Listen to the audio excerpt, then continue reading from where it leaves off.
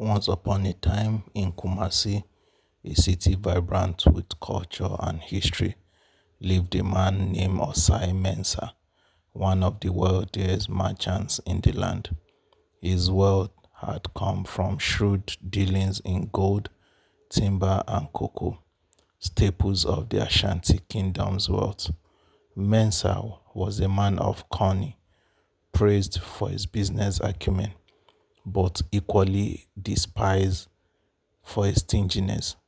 His vast fortune, they said, could fill the bustling lake, yet he would hardly spare a pesewa for anything outside his business. Mansa lived in a sprawling mansion that overlooked the city's bustling markets and the sacred grounds of the Maya Palace. From this grand house, you could see the poor, the rich, and the royalty all coexisting under the Ashanti sun. But despite his grand wealth and high standing, his family life was as cold and barren as the Hamatan wind that swept through Kumasi in December. His wife, Yeshawa, was a gentlewoman with a heart of gold. She has borne him three daughters, Afia, Adwa, and Aqua. Each girl was as beautiful as the sleek that adored them, but Mensa saw them as little more than ornament.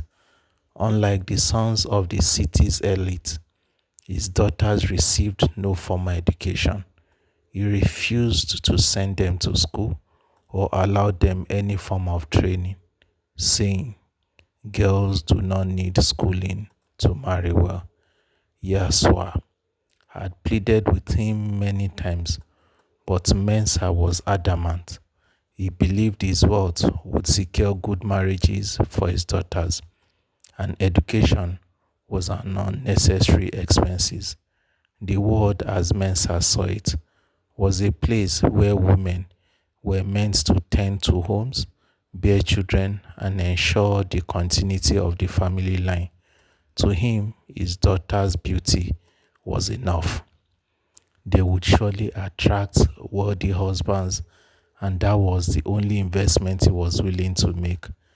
Your father is a man of business, Mensa would often said, pacing the veranda with his hands clasped behind his back. He sees the world as a marketplace, and I have secured the best goods for each of you. Your looks, you will marry well. What more do you need? The daughters, however, were restless. They were smart, curious, and eager to learn about the world beyond the guided cage of their father's mansion. Afia, the elders, dreamed of being a lawyer, inspired by the stories she had heard of Ghana's independence struggle and the role lawyers had played. Adwa, the middle child, had a passion for healing and longed to be a doctor. Aqua, the youngest, was an artist at heart, sketching and painting every chance she got.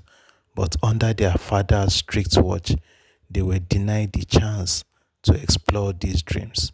As they grew older, the girls noticed the tension building between their parents. Yashua, once soft spoken and obedient, began to stand up to Mensa more frequently. She implored him to change his ways, to let their daughters learn a trade or receive an education. One day, Yasua warned him, "Your riches will mean nothing if you do not give our daughters the tools to live beyond them." But Mensa laughed it off, as he always did, convinced that his money would solve every problem.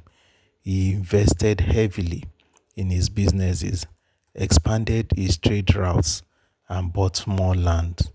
He believed that by the time his daughters were of age, he would have secured the wealthiest suitors for them.